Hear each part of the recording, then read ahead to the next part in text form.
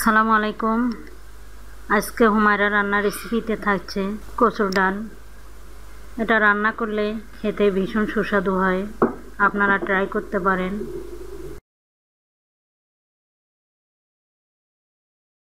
আমি এখানে কিছু কচু সিদ্ধ করে ছিলে নিয়েছি। এখন হাত দিয়ে মথে নিচ্ছি।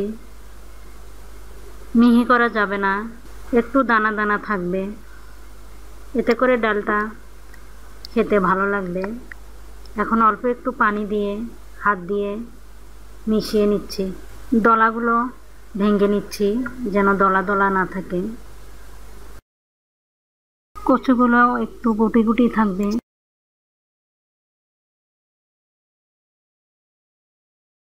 এখন চুলায় একটি কড়াই বসিয়ে পরিমাণ মতো সয়াবিন তেল দিয়ে দিচ্ছি।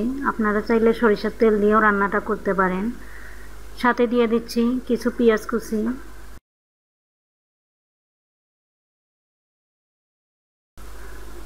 কিছু গরম মশলা যেমন দারচিনি, লবঙ্গ, ছোটো এলাচ, বড় এলাচ, গোলমরিচ, সাথে কয়েকটা শুকনা মরিচ, আদা রসুন বাটা 1 চামচ পরিমাণ। কিছুক্ষণ ভেজে নিয়ে দিয়ে দিচ্ছি অল্প কিছু পানি দিয়ে মশলাটা কষিয়ে নেব। এরপর দিয়ে দিচ্ছি স্বাদ মতো লবণ, 2 চামচ লাল মরিচের গুঁড়া, 2 চামচ হলুদের গুঁড়া। সবগুলো নাড়াচাড়া করে নিচ্ছি।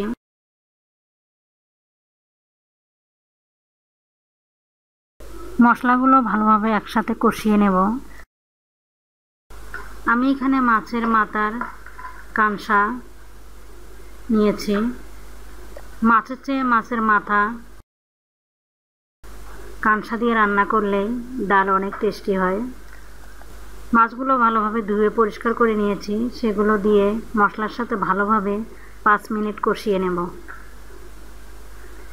5 মিনিট কষানো হয়ে গেলে এরপর দিয়ে দিচ্ছি মথে রাখা কচুগুলো দিয়ে বেশ কিছুক্ষণ নাড়াচাড়া করে নেব। এখানে কষানোর জন্য আর কোনো পানি ব্যবহার করব না, কচুর পানি দিয়ে ভালোভাবে কষিয়ে নেব। নাড়াচাড়া করা হয়ে গেছে। এরপর ঢাকনা দিয়ে ঢেকে 5 মিনিট রান্না করে নেব। মাঝে মাঝে নাড়াচাড়া করে দিতে হবে যেন তলানিতে না লেগে যায়। 5 মিনিট পর ফিরে এসে নাড়াচাড়া করে দিচ্ছি। বলক উঠে গেছে। এরপর ঝোল তৈরি করার জন্য পরিমাণ মতো পানি দিয়ে দিচ্ছি। পানি দিয়ে নাড়াচাড়া করে মিশিয়ে নিব। এরপর আবারও ঢাকনা দিয়ে 5 মিনিট রান্না করে নেব। 5 মিনিট পর ফিরে আসলাম। 5 মিনিট পর ঢাকনা তুলে নাড়াচাড়া করে নিচ্ছি। দেখুন বলক উঠে গেছে। এরপর দিয়ে দিচ্ছি 5-7টা লেবুর পাতা। এতে করে লেবুর পাতার সুন্দর একটা ফ্লেভার পাওয়া যাবে। এভাবেই করে আমি কচুর ডাল রান্না করলাম।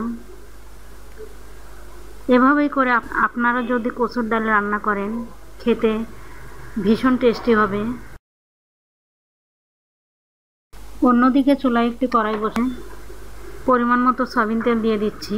সাথে একটা রসুন কুচি, একটা পেঁয়াজ কুচি, 2টা শুকনা মরিচ কিছুক্ষণ ভেজে নিয়ে দিয়ে দিচ্ছি 1 চামচ পাঁচফোড়ন। পাঁচফোড়ন দিয়ে কিছুক্ষণ ভেজে নেব। এরপর দিয়ে দিচ্ছি 5-7টা কাঁচামরিচ দিয়ে আবারও কিছুক্ষণ ভেজে নেব। আমি ডালটা বাগার দেব, এজন্য যখন পেঁয়াজ রসুন ব্রাউন কালার হয়ে আসবে তখন ডালে ঢেলে দেব। এখন বাগার দেওয়ার মশলাটা ঢেলে দিচ্ছি। এতে করে খেতে আরও বেশি ভালো লাগবে। এভাবেই একবার মাছের কাটা কানসা দিয়ে কচুর ডাল রান্না করবেন, খেতে ভীষণ ভালো লাগবে। অবশ্যই ট্রাই করবেন। ভালো লাগলে লাইক দিয়ে কমেন্ট করবেন, সাবস্ক্রাইব করে পাশে থাকবেন। ধন্যবাদ, ভালো থাকবেন।